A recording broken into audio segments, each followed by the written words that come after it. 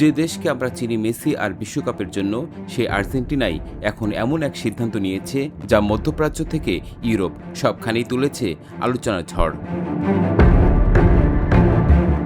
দেশটির প্রেসিডেন্ট হাবিয়ের মিলেই প্রকাশ্যে ইসরায়েলের প্রতি পূর্ণ সমর্থন ঘোষণা করেছেন। শুধু তাই নয়, ইউরোপের ইহুদিদের উদ্দেশ্যে এক বার্তা দিয়ে বলেছেন সবাইকে আর্জেন্টিনায় চলে যেতে। কিন্তু কেন?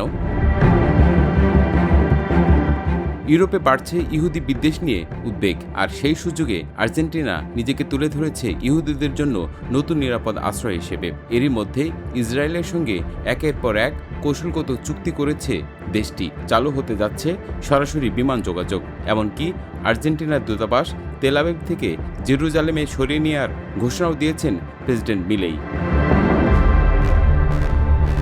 তবে এখানেই শেষ নয়। ইসরায়েলের সবচেয়ে বড় প্রতিপক্ষ ইরানের বিরুদ্ধেও কঠোর অবস্থান নিয়েছে আর্জেন্টিনা। দেশটির ইরানের ইসলামী বিপ্লবী গার্ড বাহিনী বা IRGC-কে সন্ত্রাসী সংগঠন হিসেবে তালিকাভুক্ত করেছে।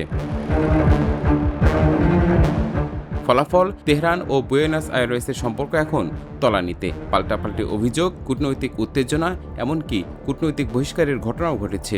প্রশ্ন হলো, আর্জেন্টিনা কি শুধু ইসরায়েলের ঘনিষ্ঠ মিত্র হচ্ছে, নাকি বিশ্ব রাজনীতিতে গড়ে তুলছে নিজেদের নতুন পরিচয়? মারুফ রেজা, নিউজ স্টেশন 24।